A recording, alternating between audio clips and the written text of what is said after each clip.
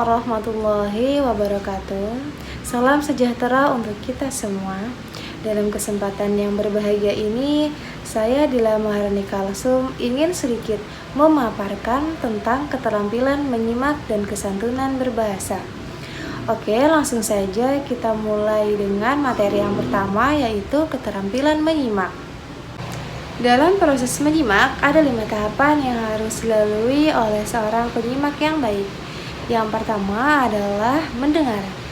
Yang kedua adalah memahami. Yang ketiga adalah menginterpretasi. Yang keempat adalah menilai. Dan yang kelima adalah memberikan respon atau menanggapi. Nah, sekarang kita akan masuk ke tahapan pertama, yaitu tahapan mendengar. Apa yang dilakukan oleh seorang penyimak pada tahapan pertama ini ialah mendengarkan. Mendengarkan di sini maksudnya berfokus pada satu suara. Dalam tahapan yang pertama ini, dalam yang namanya berfokus itu, kalian bagaimana caranya mengabaikan suara-suara lain. Kata kuncinya ialah fokus. Baik, setelah tadi masuk pada proses menyimak bagian pertama yaitu mendengar, maka proses yang kedua ialah memahami. Nah, pada bagian ini, si penyimak itu mengartikan setiap kata yang didengar atau yang tadi disimak. Proses memahami di sini, kata kuncinya adalah arti yang mana artinya itu berdasarkan kata atau arti sebenarnya. Atau istilah lain berdasarkan arti yang ada di dalam kamus. Nah, hal inilah berbeda dengan tahap yang ketiga, yaitu tahap menginterpretasi. Nah, setelah itu pada proses yang ketiga dalam proses menyimak tadi disebutkan adalah menginterpretasi.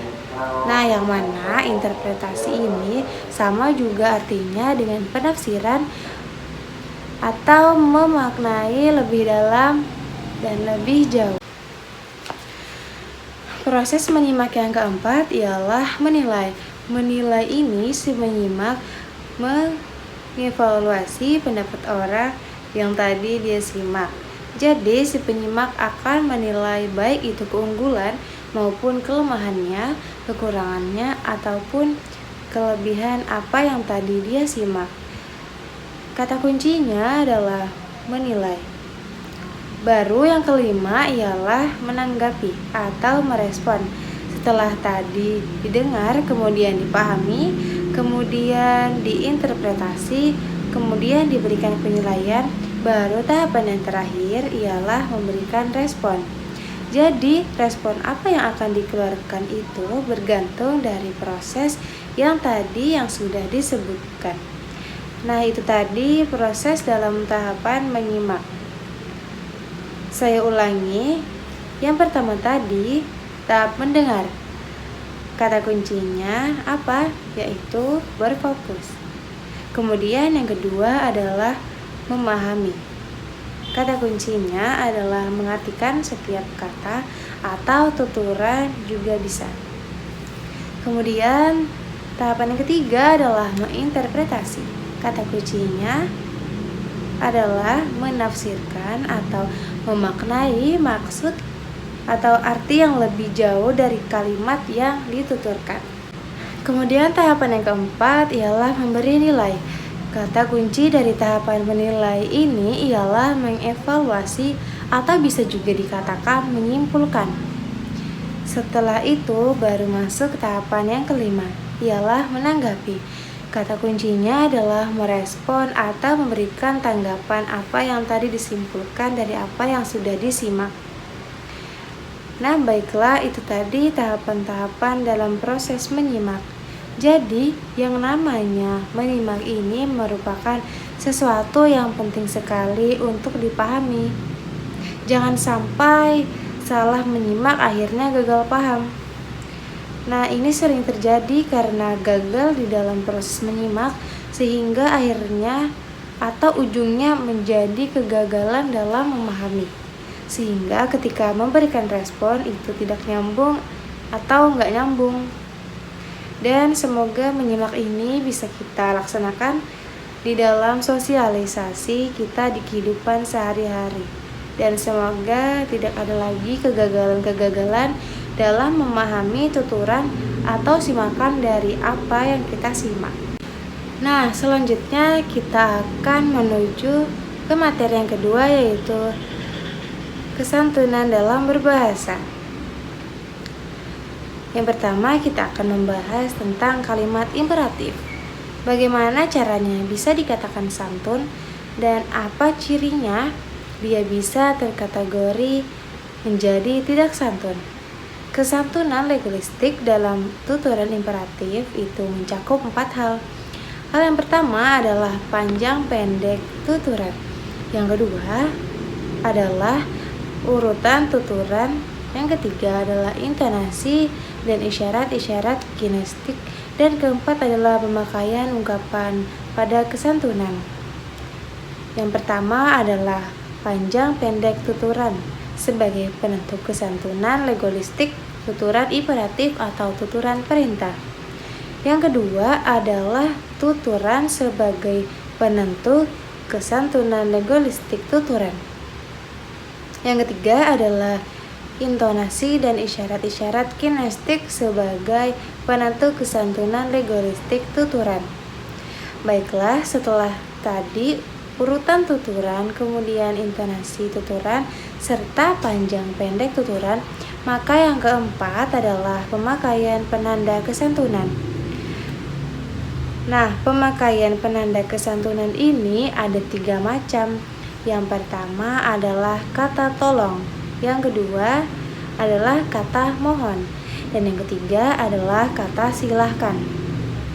Ketiga penanda kesantunan ini jika kita masukkan dalam perintah, maka tentu saja akan menjadi lebih santun.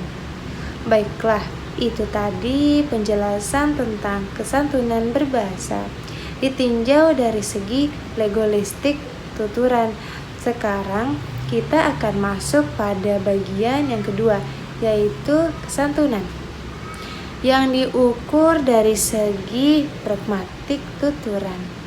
Nah, yang mana pragmatik ini tadi saya jelaskan sebelumnya bahwa yang kita ukur adalah makna yang terkandung di dalam arti atau kalimat yang dituturkan. Yang mana pragmatik ini sangat tergantung pada konteks. Konteks itu ialah sesuatu yang melatar belakangi tuturan. Konteks ini ada banyak sekali. Yang pertama bisa berupa waktu atau tempat atau situasi. Nah, situasi ini ada yang berupa suasana dan situasi psikologis si penutur. Kesantunan pragmatik ini tadi kita khususkan pada tuturan imperatif. Dalam kesantunan pragmatik yang artinya adalah makna yang dituturkan, apakah dia santun atau tidak santun. Dalam tuturan imperatif ini, sebuah kalimat itu tidak akan diwujudkan dalam kalimat imperatif, tetapi dalam kalimat non-imperatif. Jadi, kesantunan pragmatik ini bagaimana caranya? Maknanya adalah imperatif atau maknanya itu adalah pemerintah, tetapi dituturkan dalam kalimat yang lain. Nah, baiklah, kita akan membahas kesantunan pragmatik imperatif dalam tuturan deklaratif atau bahasa lainnya kesantunan makna dari kalimat perintah yang dituturkan dalam kalimat pernyataan. Nah, itu tadi penjelasan materi tentang kesantunan yang diukur dari segi legalistik tuturan dan dari segi pragmatik tuturan. Sebenarnya materi tentang kesantunan ini tidak bisa dilepaskan dari yang namanya prinsip-prinsip kesantunan, kemudian skala kesantunan, dan sebab ketidaksantunan. Dalam prinsip kesantunan, misalnya kita akan bertemu dengan namanya maksim-maksim kesantunan. Ada yang namanya maksim keasifan, maksim kerendahan hati, maksim kesepakatan, maksim pujian, dan lain-lain sebagainya. Yang mana inti dari semua itu dalam bertutur atau dalam berbahasa, sedapat mungkin buatlah keuntungan orang lain, sebanyak mungkin buatlah kerugian diri sendiri sebanyak mungkin. Kemudian adalah penyebab tidak santunan atau faktor-faktor yang menyebabkan bahasa itu menjadi tidak santun. Apa faktor yang pertama adalah kritikan secara langsung dengan kata-kata kasar. Karena mengkritik itu cenderung sekali untuk membuat orang lain terhina. Yang kedua adalah dorongan emosi penutur. Pada saat emosi tentu saja faktor karena marah atau karena kecewa. Ketika orang ini sedang marah atau kecewa, akhirnya kata-kata yang digunakan itu cenderung menjadi tidak santun. Selanjutnya, faktor ketidaksantunan protektif terhadap pendapat. Ketika mengucapkan kalimat seolah-olah dia yang paling benar dan dia yang paling mengetahui. Jadi, perkataan yang mengandung kalimat atau makna protektif itu akan membuat dia menjadi tidak santun. Kemudian, penyebab ketidaksantunan berikutnya adalah menuduh orang lain dan memojokkan lawan bicara. Itu tadi materi tentang keterampilan menyimak dan kesantunan berbahasa. Salah hilaf mohon maaf sebesar-besarnya. Wassalamualaikum warahmatullahi wabarakatuh.